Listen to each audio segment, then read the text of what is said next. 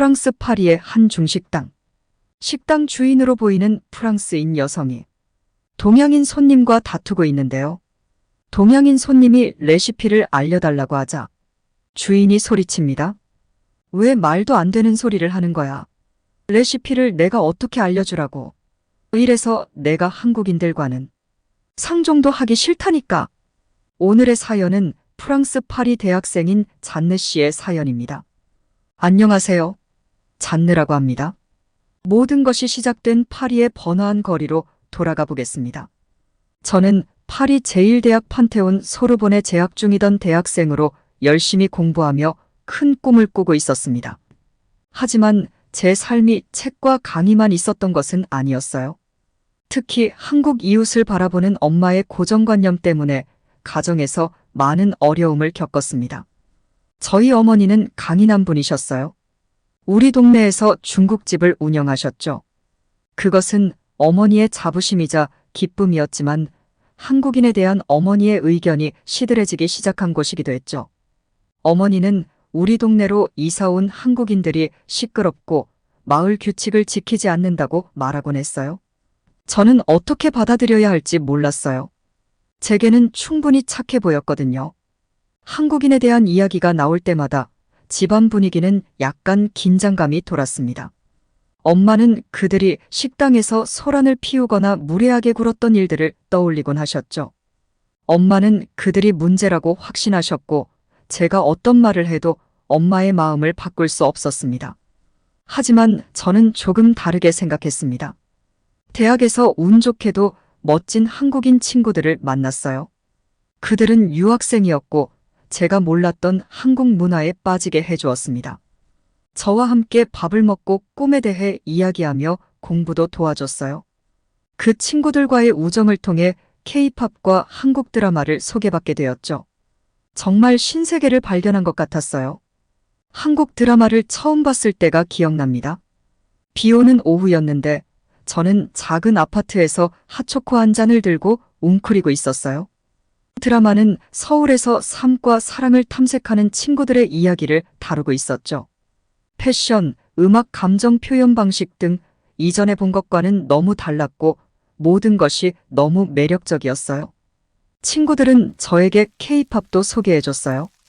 에너지, 춤 동작, 음악 등 모든 것이 활기차고 생동감 넘쳤어요. 음악에 맞춰 흥얼거리며 춤 동작을 배우기까지 했죠. 물론 잘하지는 못했지만요. K-팝은 대학 생활의 스트레스에서 벗어날 수 있는 탈출구가 되었죠. 하지만 집에 돌아와서는 엄마의 의견을 무시하기 어려웠습니다. 한국 문화의 활기로 가득 찬 집과 부정적인 고정관념에 사로잡힌 엄마의 집은 마치 서로 다른 두 세계에 살고 있는 것 같았어요. 답답한 마음에 무언가를 해야겠다는 생각이 들었습니다. 그때 어머니를 한국으로 데려가야겠다는 생각이 떠올랐죠. 제가 친구들과 제가 받아들인 문화를 통해 사랑하게 된 진짜 한국을 보여주고 싶었습니다. 대담한 계획이었고 어머니가 어떻게 반응할지 확신할 수 없었습니다. 하지만 해보기로 결심했습니다.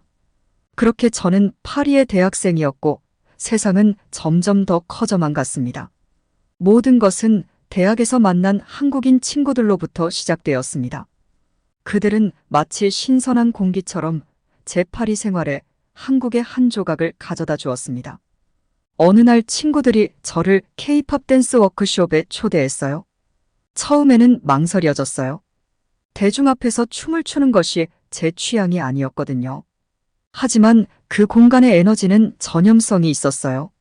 경쾌하고 귀에 쏙쏙 들어오는 음악에 춤추고 싶다는 생각이 절로 들었죠. 인기 그룹 방탄소년단의 노래에 맞춰 안무를 배웠는데 모든 동작을 열정적으로 연습하는 팬들의 모습에 놀랐어요. 워크숍이 끝나고 한국 식당에 갔습니다. 한국 음식은 처음 먹어봤는데 정말 놀라웠어요. 매콤한 김치부터 고소한 불고기까지 맛은 대담하고 색달랐어요.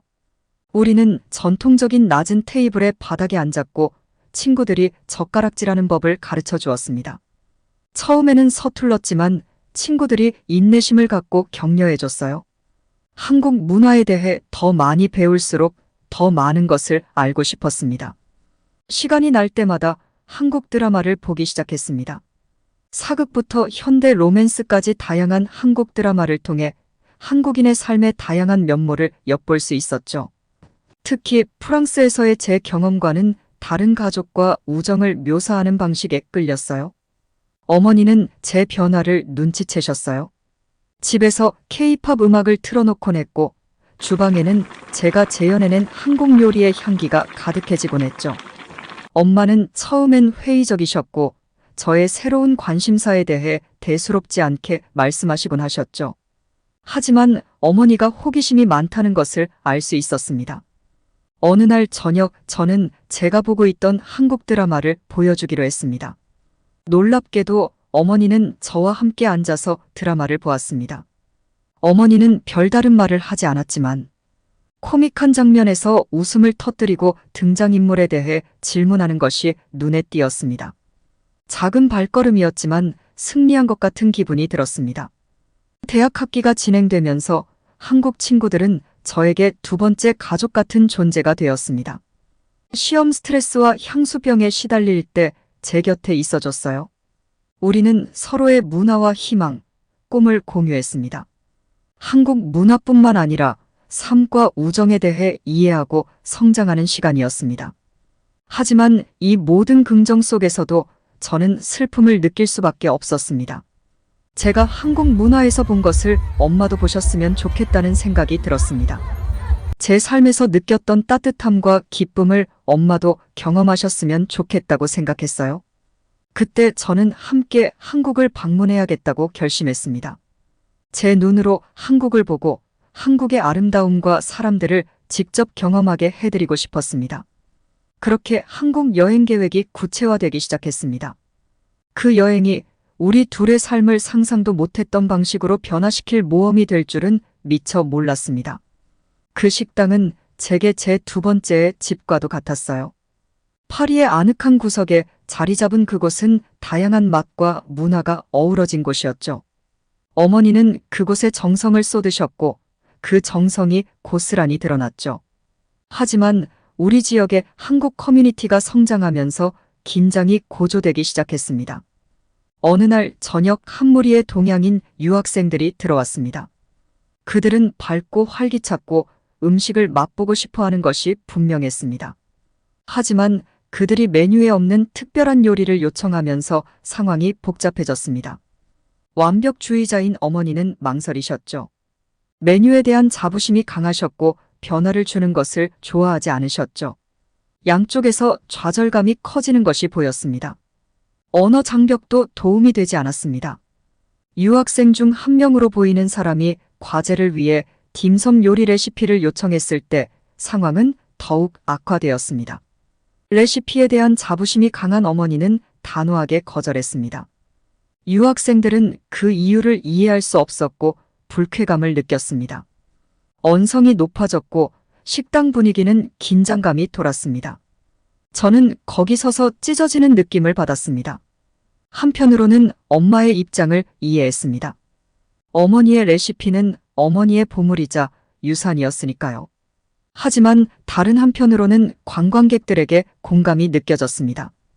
그들은 고향을 떠나 낯선 땅에서 익숙한 음식의 맛과 연결고리를 찾고 있었으니까요.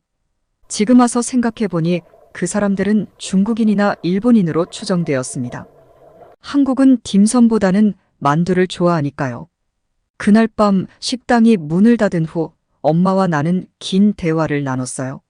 하지만 어머니는 한국 관광객들이 종종 특별한 대우를 요구하고 자신의 규칙을 존중하지 않는다고 느끼며 불만을 표출했습니다. 물론 한국인인지 중국인인지는 불분명했습니다. 이번 일로 어머니는 동양인 한국 중국을 매우 싫어하셨습니다. 저는 모든 한국인이 우리가 만난 관광객과 같지는 않다고 설명하려고 노력했습니다. 제 친구들에 대해 제가 사랑하게 된 한국 문화에 대해 이야기했습니다. 하지만 어머니는 자신의 경험을 넘어서는 것이 어려웠습니다. 식당에서의 사건은 저에게 전환점이 되었습니다. 무언가를 바꾸려면 여기에서 벗어나야 한다는 것을 깨달았죠. 한국을 직접 보고 경험해야 했습니다. 단순히 어떤 주장을 증명하기 위한 것이 아니라 서로의 차이를 좁히고 더 잘 이해하기 위한 것이었죠. 그래서 한국 여행을 계획하기 시작했습니다. 엄마가 한국 문화의 아름다움을 보고 사람들을 만나고 정통 요리를 맛보고 싶었습니다. 서울 거리를 걸으며 한국인의 일상을 경험함으로써 엄마가 사물을 다르게 보기 시작하길 바랐습니다. 서울행 비행기에 오르던 날, 저는 설렘과 긴장, 희망 등 여러 가지 감정이 뒤섞여 소용돌이치는 것을 느낄 수 있었습니다.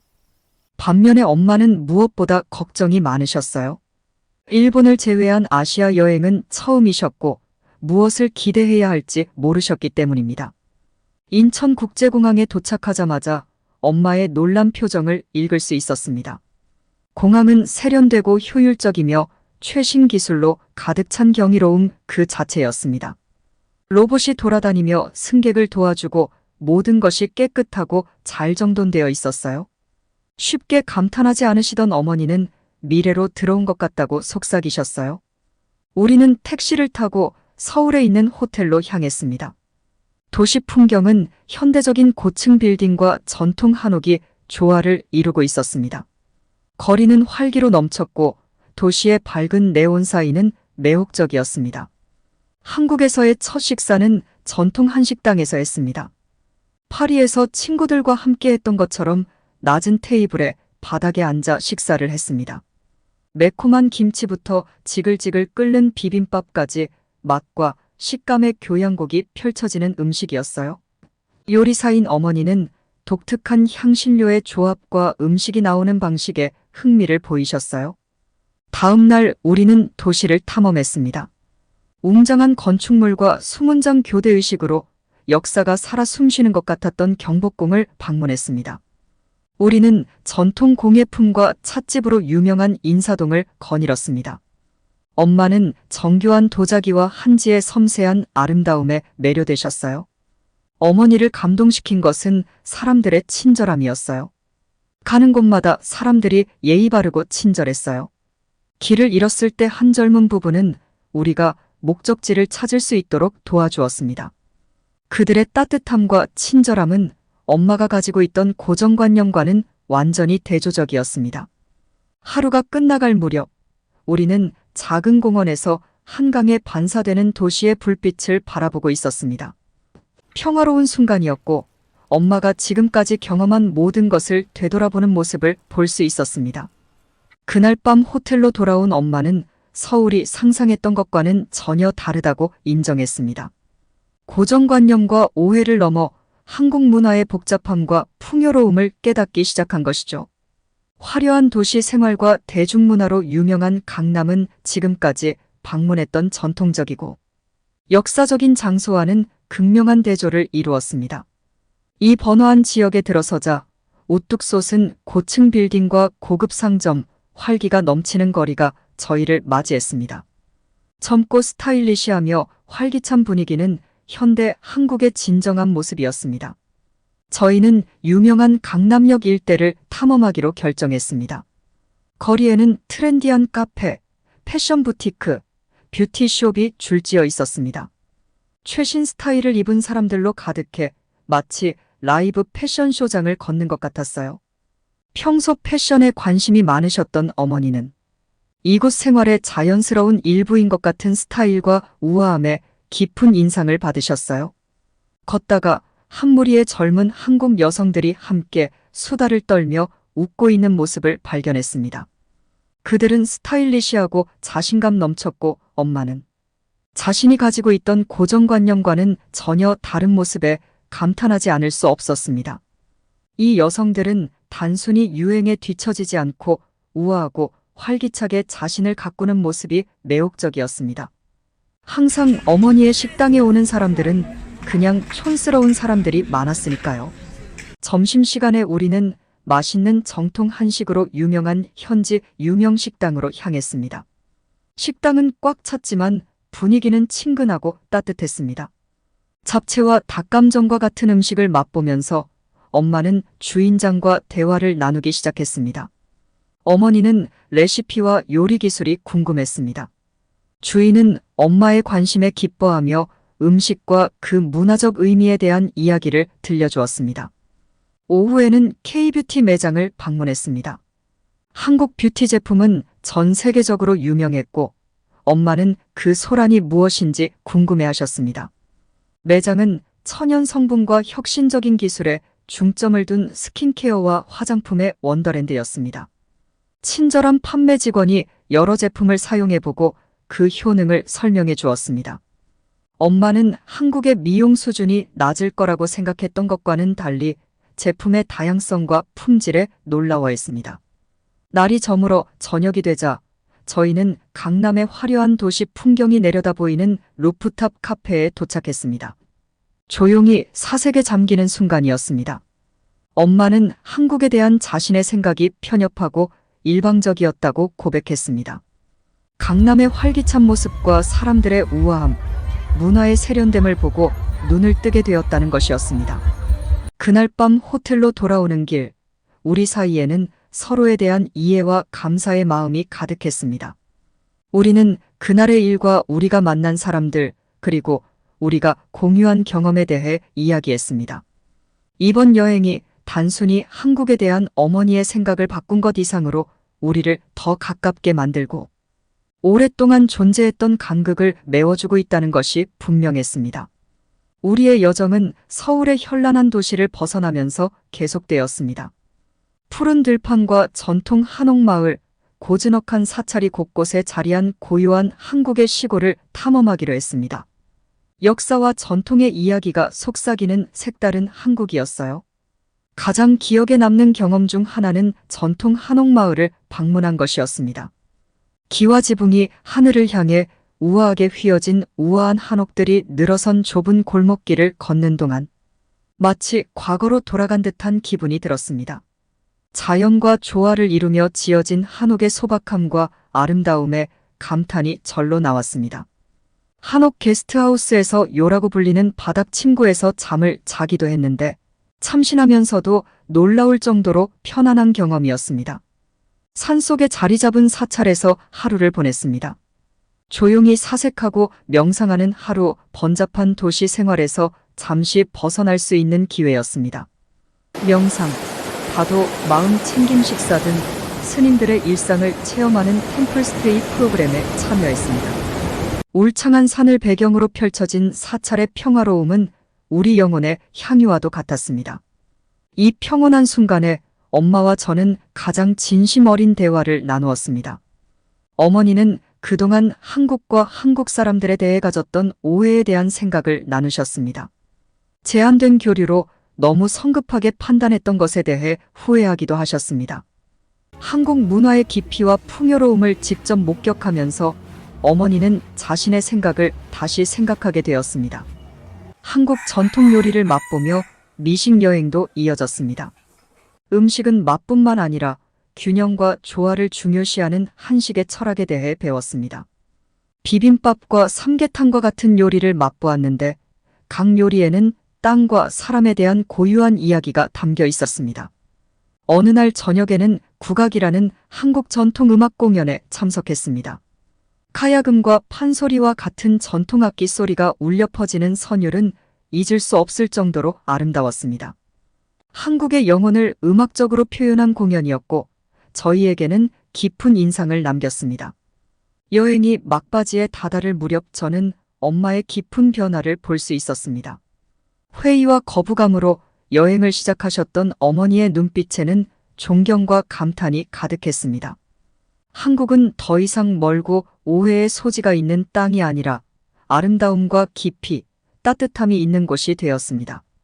이러한 문화적 각성은 단순히 고정관념을 바꾸는 데 그치지 않고 개방성과 경험을 통해 서로의 차이를 좁히는 힘에 대한 깨달음이었습니다. 겸손과 다른 문화에 대한 이해의 중요성에 대한 교훈이었습니다. 파리로 돌아가는 길은 만감이 교차하는 여정이었습니다. 떠나온 경험에 대한 그리움도 있었지만 새로운 이해를 바탕으로 집으로 돌아간다는 설렘도 있었습니다. 돌아온 후 엄마와 저는 레스토랑에서 친구들과 손님들과 여행에 대한 이야기를 나누었습니다. 한국 사람들에 대한 엄마의 이야기를 물들였던 회의론과 부정적인 것은 모두 사라졌습니다. 그 대신 엄마의 이야기는 이제 문화와 풍경의 아름다움, 그리고 우리가 만난 사람들의 따뜻함에 대한 감탄으로 가득 찼습니다. 어느 날 식당에서 점심 식사를 준비하던 중 엄마가 깜짝 발표를 하셨어요. 엄마는 우리 여행에 대한 경의를 표하기 위해 메뉴에 한국식 요리를 추가하고 싶다고 하셨죠. 작은 제스처였지만 정말 큰 의미가 있었습니다. 한국 문화에 대한 새로운 존경과 감사를 표현하는 어머니의 방식이었으니까요. 하지만 여행을 통해 우리 사이에는 더 깊은 대화가 시작되었습니다. 엄마는 자신의 과거 태도를 반성하고 고정관념에 따라 의견을 형성하는 것이 얼마나 쉬웠는지 인정했습니다. 그리고 파리에서 본 것은 한국과 한국 사람들의 극히 일부에 불과하다는 것을 깨달았습니다. 저에게 이번 여행은 한국 문화에 대한 애정을 확인하는 자리이기도 했지만 장벽을 허무는 데 있어 인내와 이해가 얼마나 중요한지 깨닫는 시간이었습니다. 노출과 경험이 어떻게 인식을 바꾸고 오해의 벽을 허물 수 있는지 직접 경험했습니다. 우리 둘 다 가장 깊이 깨달은 것은 직접 경험의 힘에 관한 것이었습니다. 고정관념과 간접적인 의견은 개인적인 만남과 열린 마음으로 탐험을 통해 얻은 통찰력을 결코 대체할 수 없습니다. 한국으로의 여행은 단순한 육체적 여행이 아니라 정신과 마음의 여행이었습니다. 시간이 지나면서 여행의 기억은 파리의 작은 레스토랑에서 두 문화를 잇는 다리가 되었습니다. 한국 문화에 대한 어머니의 새로운 존중은 어머니를 변화시켰을 뿐만 아니라 배경에 관계없이 고객과 소통하는 방식에도 영향을 미쳤습니다. 결론적으로 저희 가족에게 한국 여행은 변화의 경험이었습니다. 여행과 다양한 문화에 대한 노출이 어떻게 우리의 시야를 넓히고 선입견에 도전할 수 있는지를 일깨워 주었습니다. 공감과 이해의 가치, 다양성의 아름다움을 배울 수 있었습니다. 한국은 정말 좋은 나라였어요. 오늘 사연은 여기까지입니다. 오늘 한국에 대한 편견을 깨서 다행이네요. 오늘 사연 마음에 드셨다면 구독과 좋아요, 알람 설정 부탁드리겠습니다. 그럼 모두 행복하세요.